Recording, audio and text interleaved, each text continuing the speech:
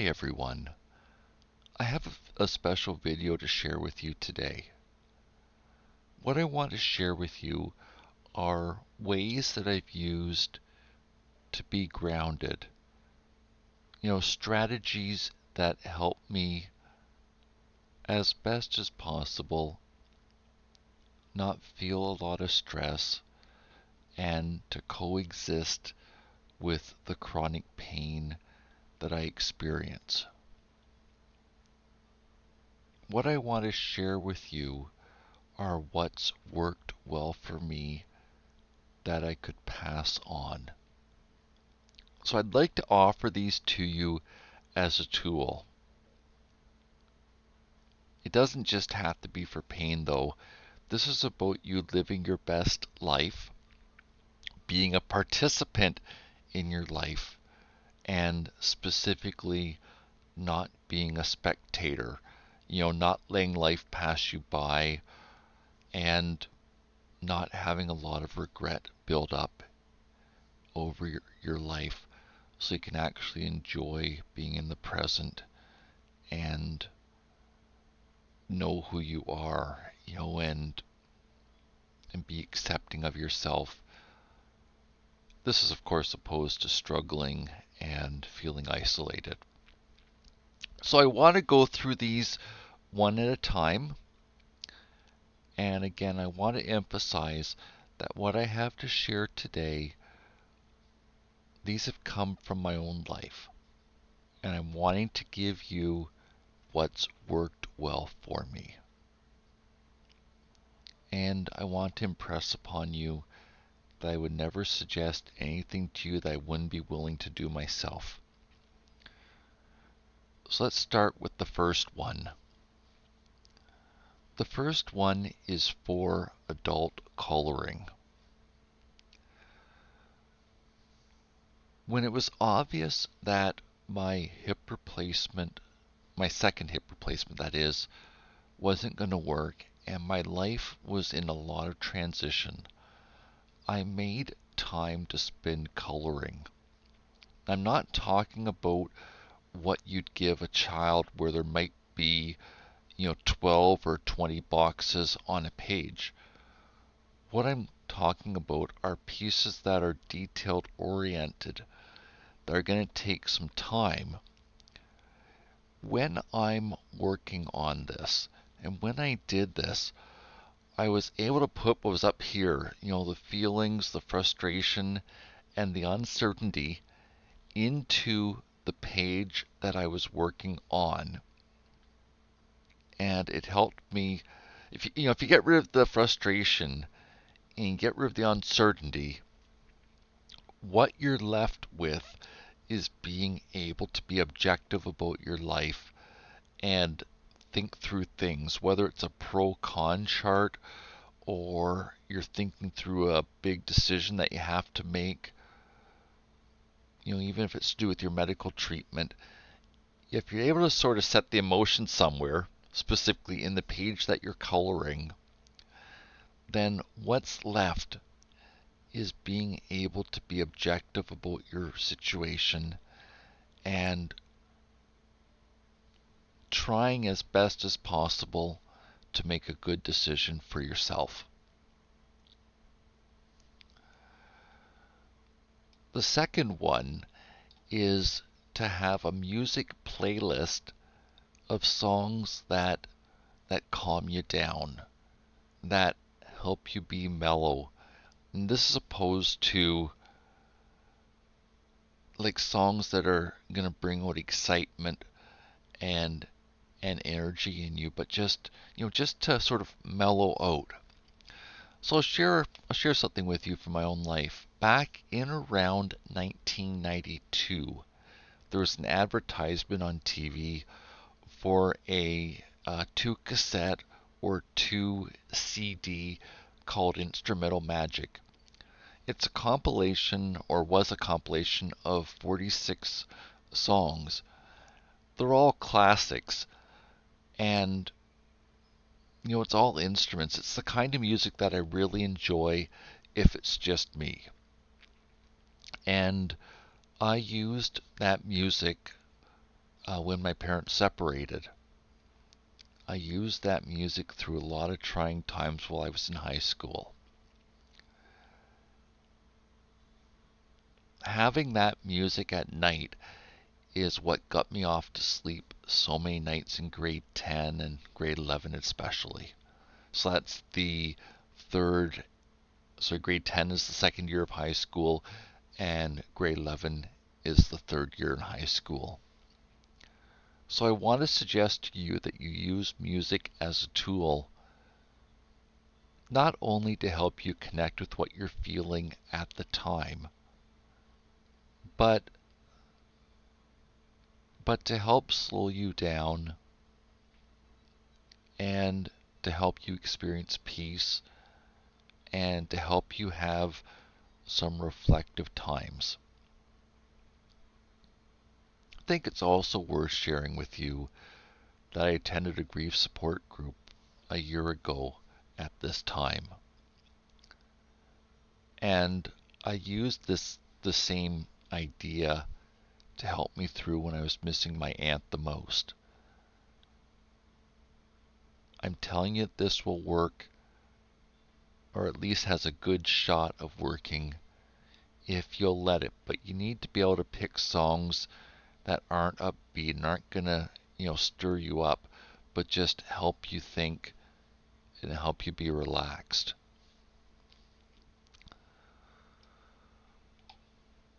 I also think it's really important to have a component of your life that's dedicated to exercise. So with a physical disability, there are different exercises you can do while you're sitting. There's an excellent series on YouTube that's called Sit and Be Fit. That's chair-based exercises. There are some very simple ones that you could do, just raising your arms or putting a water bottle in your arms. When I was expected to recover from my hip replacements, the family doctor said I would need to go for a 25-minute walk each day to keep the bones and everything around my artificial hips healthy. And then there's other exercises like swimming or, like conditioning center equipment where you lift weights. There's all kinds of options for this. If you have a physical disability and you're genuinely stuck, I think it would be worth risking reaching out to a nursing home or a long-term care facility where you live. They're going to have exercises for the seniors in there. If you've got problems with your body, this might be a starting road, perhaps even possibly sitting in if you're able to make a commitment of not interrupting and taking part. I remember doing this with Grandma Pigott when she was 100 years old, and it was great. I loved being in the room with the seniors. They're doing things like this, and just being with Grandma and being able to give Grandma a hug as she did her exercises. It was really wonderful. But the use of exercises is to take care of your body. And if you're able to take care of your body, taking care of your mind gets a little bit easier. And if you're feeling better, it also gets a lot easier to make good decisions. What I want to talk about next is what you're consuming in the media. If we pick an example from this morning, Facebook and Instagram just happened to have been down today. It did give me a very stark reminder of how much I rely on my friends, that I use those two platforms to message with them. And there was a while where I felt very alone while it was down. The flip side of this is that I did have, once I knew that there was a global outage and I wasn't concerned that my account had been hacked, it gave me a chance to get a few things done on the computer. I wasn't going to be disturbed while working on my tasks, my to-do list. I would encourage you to think a lot about what you're consuming in the media and why. I'm not here to judge you. I'm not here to tell you what you should or should not be watching. But I do want to suggest that you be intentional about it and to be mindful if you're trying to drive a feeling. Like if you're trying to, give it to the man or stick it to the man, or if you're trying to find articles that amp you up. I want to ask you to think about why you're doing it and if it's helping you. I'm not here to judge you. I'm not here to tell you it's right or wrong. But I think in this connected age, we really do need to think about and make sure that you do have your own independent identity and that you're sticking with knowing who you are as you go through your life, and that's what's driving your decision making instead of having emotions driving your decision making.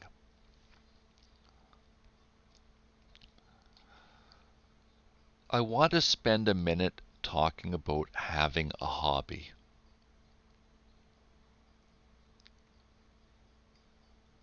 There's different things that I've done in life where it's felt really rewarding. And it wouldn't have come along if I hadn't challenged myself and put the time and energy that was needed into that particular hobby. I want to suggest to you that the rewarding part of it is really worthwhile. And I would encourage you to think through what you could do for a hobby. What could both challenge you, but also give you, the reward, the enjoyment, the satisfaction of when you've completed working on something. I don't want you to be a clone of me, but I want you to think through what interests you and maybe what you could dedicate, let's say 2 hours to twice a week, that would add value to your life, that would add meaning to your life, and that would then help you connect with the group of other people in your life that are interested in the same thing, or you use the internet and you join a group that is focused around the thing that you're doing. And I want to challenge you to find something that is helping you grow as a person, opposed to just letting life pass you by. So by default, you can't bank time. Tomorrow's going to come for me in another 3 hours and 40 minutes. But time is moving forward and doesn't stop for us. So regardless of what's happened in your life in the past, I want to challenge you to have a resolve that presses you forward in life and makes you feel fulfilled and satisfied by a job well done.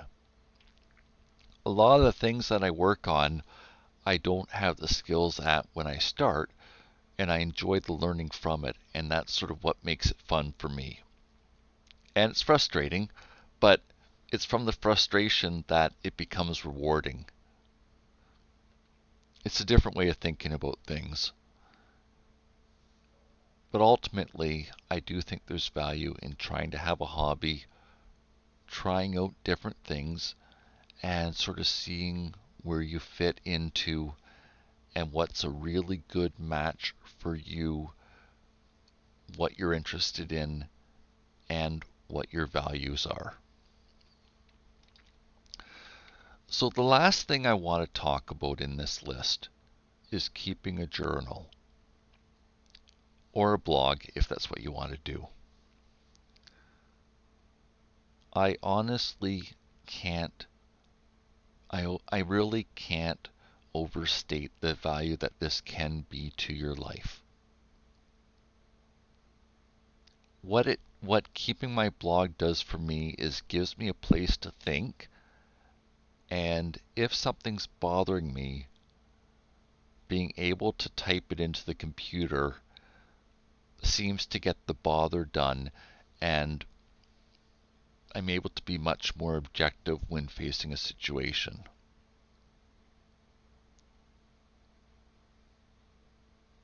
Not all the entries are emotionally charged. Some of them are special memories, like when I got out just to go get groceries today. I enjoyed having the sun on my skin today. I enjoyed getting out of the house. Then there's more meaningful ones that are helping me keep track of what's going on in my life. You know, if doctor's going to ask me to be able to quickly look back, things like buying the supplements for my physical disability, how I'm feeling, you know, what I'm doing in a day. And it's able to give me sort of a quick overview of my life where I can get a sense of how things are going and the types of activities that I need help with. You know, writing it down is a really good way of having a long-term memory that's going to be based in fact opposed to personal preference, where time doesn't sway what's on the page. I think that there's value in keeping a journal. Your journals would be willing to listen to you, and it might help you either work out frustration. You know, if you're going to therapy and you need to put your thoughts somewhere, you could always write down what was happening in your life and then share it with the therapist that's helping with you, and talk about it and talk about how you could have a different approach or think about things differently. Or you could talk to your therapist and say that you need help building skills around a specific topic. But it'd be a chance for you to be able to express yourself, and where you may have a bit of a filter, you become nervous or embarrassed to say something to a person, your journal would be able to listen to you. And I'm certainly willing to vouch for the value of my blog in my life. I find it to be good use of time, and I believe that it could be a help to you in your life as well.